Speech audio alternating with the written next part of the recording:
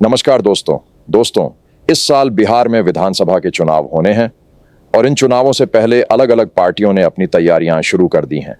इसी दौरान बिहार से एक ऐसी खबर सामने आई है जो भारतीय जनता पार्टी और नीतीश कुमार के लिए किसी भी तरह से अच्छी नहीं कही जा सकती। ये खबर एआईएमआईएम के नेता असदुद्दीन ओवैसी की तरफ से आई है।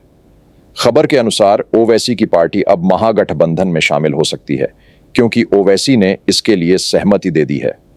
बिहार विधानसभा चुनाव में ओवैसी की पार्टी अब तेजस्वी यादव और कांग्रेस के साथ आ सकती है।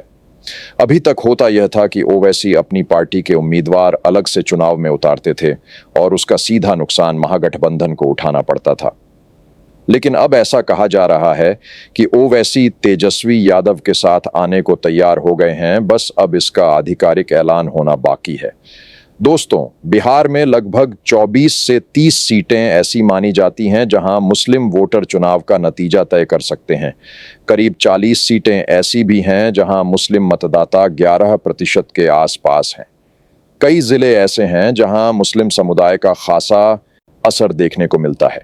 अगर बात करें साल 2020 के विधानसभा चुनाव की, तो उस समय राज्य में 19 मुस्लिम विधायक जीते थे।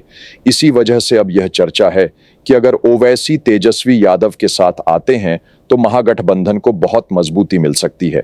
अगर ओवैसी साथ आ गए तो तेजस्वी यादव, ओवैसी, कांग्रेस और वामपंथी दल मिलकर जो एक महागठबंधन बनाएंगे, वह गठजोड़ नीतीश कुमार और भाजपा के लिए बड़ी चुनौती बन सकता है।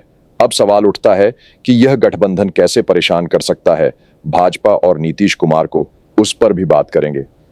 अगर ओवैसी इस गठबंधन में पूरी तरह से शामिल हो जाते हैं तो वह 10 से 15 सीटों पर अपने उम्मीदवार उतार सकते हैं और साथ ही तेजस्वी यादव को पूरा समर्थन भी देंगे।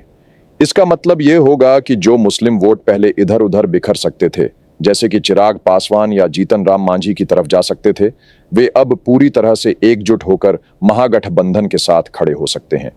बिहार में पिछड़े वर्गों यानी ओबीसी और ईबीसी में तेजस्वी यादव और उनके पिता लालू यादव की अच्छी खासी पकड़ है।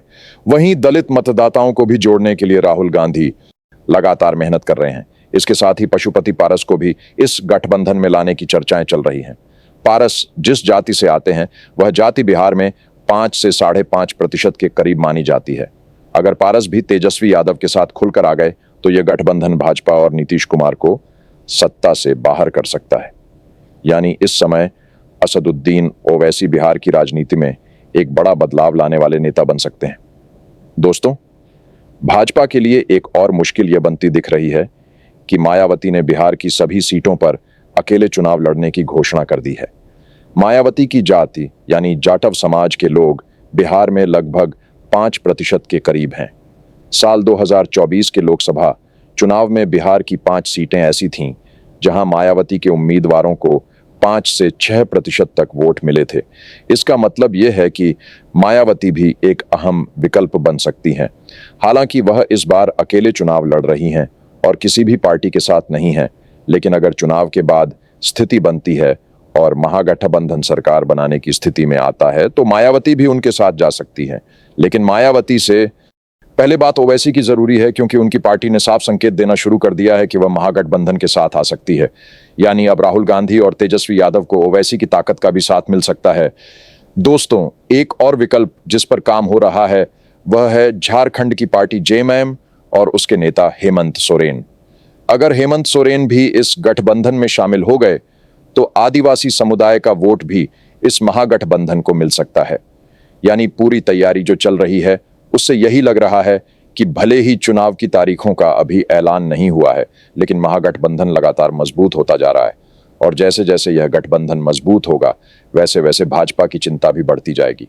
तो दोस्तों, असदुद्दीन ओवैसी का तेजस्वी यादव के साथ आना क्या वाकई महागठबंधन को जीत की ओर ले जाएगा? आपकी जो भी राय हो हमें कमेंट बॉक्स में जरूर बताइए और आरटीवी न्यूज हिंदी को सब्सक्राइब करना बिल्कुल मत भूलिए।